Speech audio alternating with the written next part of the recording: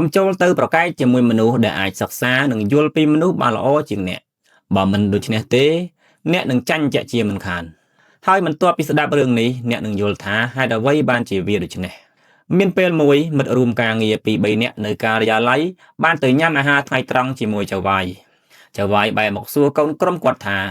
ក្រុមយើងចង់ញ៉ាំអ្វីសម្រាប់ថ្ងៃត្រង់ភីហ្សាឬសាំងវិចបរិះម្នាក់មានអាយុនិងតួនាទីខ្ពស់ជាងគេនៅទីនោះគាត់គិតថាខ្ញុំគួរជ្រើសរើសអ្វីដែលសមរម្យដើម្បីជួយសន្សំលុយឲ្យចៅវាយគាត់និយាយថាយើងទិញសាំងវិចពីហាងលក់អាហារក្បែរនេះទៅវាលឿនហើយម្នាក់ក៏អាចជ្រើសរើសអ្វីដែលខ្លួនចង់ញ៉ាំបានបន្ទាប់មកចៅវាយបែរទៅមើលបរិះដែលអង្គុយក្បែរបរិះនោះឈ្មោះគ្រីសបាននិយាយភ្លាមថាបាទម៉ាក់និយាយត្រូវយើងញ៉ាំសាំងវិចទៅបន្ទាប់មកគាត់សួរបរិះទី3ឈ្មោះដាវីតក៏គាំទ្រយោបល់របស់ម៉ាក់ដែរចុងក្រោយចៅវាយបែរទៅរកអ៊ីមីលី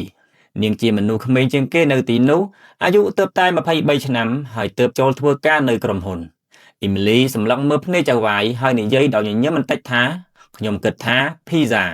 ព្រោះថាវាមានអារម្មណ៍ដូចជាការញ៉ាំអាហារជាមួយក្រុមហើយយើងទាំងអស់គ្នាអាចចែកគ្នាញ៉ាំបានម្យ៉ាងទៀតនាងនិយាយលេងថាខ្ញុំជាសមាជិកថ្មីនៅទីនេះហើយតើមាននរណាមិនចូលចិត្តភីហ្សាទេ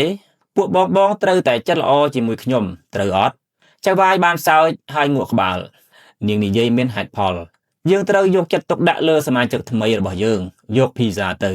ក្រោយមកម៉ាក់បានហៅអ៊ីមីលីមកនិយាយតែពីរនាក់ហេតុអ្វីបានជាឯងប្រឆាំងនឹងមតិរបស់មនុស្សក្នុងក្រុមចុះបើចៅវាយពិតជាចង់ញ៉ាំសាំងវិចវិញតើធ្វើដូចម្ដេចនាងគ្រាន់តែញញឹមគិតមើលទៅបើគាត់ពិតជាចង់ញ៉ាំសាំងវិចមែនតើគាត់ចាំបាច់ត្រូវសួរមនុស្ស3នាក់ផ្សេងគ្នាធ្វើអីគាត់គ្រាន់តែត្រូវយល់ព្រមជាមួយអ្នកដែលជាមនុស្សដំបូងគេដែលឆ្លើយប៉ុណ្ណោះគាត់នៅតែបន្តសួរព្រោះគាត់កំពុងរងចាំឲ្យនរណាម្នាក់ផ្ដល់ចម្លើយដែលគាត់ចង់បានពាក្យរបស់នាងបានធ្វើឲ្យម៉ាក់បដូរការគិតហើយគាត់បានដឹងថានាងនិយាយត្រូវមានពេលមួយទៀតវាបានកើតឡើងដដែលចៅវាយបាននាំគាត់និងអ៊ីមីលីទៅញ៉ាំអាហារពេលល្ងាចនៅភោជនីយដ្ឋានប្រណិតមួយនៅចុងបញ្ចប់នៃយប់នោះមានស្រាទំពាំងមួយជូរថ្លៃមួយដបដែលនៅសល់ពាក់កណ្ដាលនៅលើតុគាត់បែរមកនិយាយជាមួយម៉ាក់ថាម៉ាក់យកដបនេះទៅផ្ទះឲ្យឪពុករបស់អ្នកផឹកទៅកុំទុកឲ្យវាខាតបងអី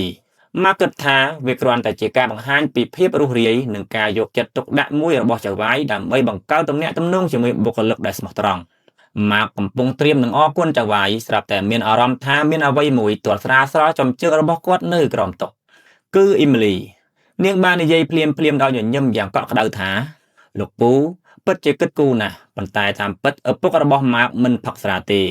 ម៉ាក់អាចយកវាទៅដាក់ក្នុងឡានឲ្យលោកពូបានខ្ញុំប្រកាសថាភរិយារបស់លោកពូអាចយកវាទៅធ្វើម្ហូបឬប្រើសម្រាប់អ្វីផ្សេងបានទឹកមុខចៅវាយស្របបោះភ្លាមគំនិតល្អណាស់យើងមិនអាចទុកឲ្យស្រាល្អបែបនេះខាតបង់បានទេម៉ាក់មានការងឿងឆ្ងល់យ៉ាងខ្លាំងមិនដល់មួយឆ្នាំផងអ៊ីមីលីត្រូវបានតែងតាំងជាអ្នកគ្រប់គ្រងចំណែកគាត់បន្ទាប់ពីខំប្រឹងធ្វើការអស់រយៈពេល5ឆ្នាំម៉ាក់នៅតែជាអ្នកគ្រប់គ្រងថ្នាក់ក្រោមដោយមានអារម្មណ៍ច្របូកច្របល់និងច្រណែនបន្តិចគាត់ក៏បានទៅរកនាងហើយនិយាយលេងថាអូអ្នកគ្រប់គ្រងអ៊ីមីលីមើលទៅឯងកំពុងឡើងចណ្ដាលអាជីពហើយប្រហែលថ្ងៃណាមួយខ្ញុំត្រូវការជំនួយពីឯងហើយ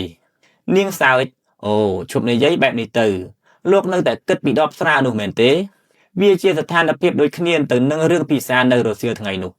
ចៅវាយពិតជាចង់យកដបស្រានោះទៅផ្ទះប៉ុន្តែគាត់មិនចង់ឲ្យមើលទៅដូចគាត់ជាមនុស្សកំណាញ់ឬអាត្មានិយមនៅចំពោះមុខពួកយើងទេដូច្នេះគាត់បានផ្ដល់វាឲ្យលោកដើម្បីជាវិធីល្អក្នុងការយកវាត្រឡប់ទៅផ្ទះដោយខ្លួនឯងម៉ាក់គិតត្រឡប់ទៅរឿងនោះហើយមានអារម្មណ៍ថាចិត្តរបស់គាត់រឹតតែតឹងនាងបានយល់ចិត្តរបស់គាត់ហើយប្រើស្ថានភាពនោះយ៉ាងឆ្លាតវៃខណៈដែលម៉ាក់មិនបានដឹងសោះគាត់សួរនាងដោយចង់ដឹងការពិតថាតើឯងយល់រឿងទាំងនេះបានដោយរបៀបណាស្នាមញញឹមរបស់អ៊ីមីលីកាន់តែទន់ភ្លន់នាងនិយាយថាគ្រួសាររបស់ខ្ញុំតែងតែបង្រៀនខ្ញុំឲ្យអានសៀវភៅអំពីចិត្តវិទ្យាមនុស្សនិងរបៀបយល់ពីមនុស្សឲ្យបានពិតប្រាកដជីតារបស់ខ្ញុំធ្លាប់និយាយថា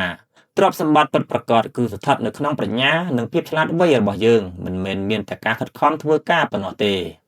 យើងត្រូវងើយមុខឡើងដើម្បីមើលឲ្យឃើញថា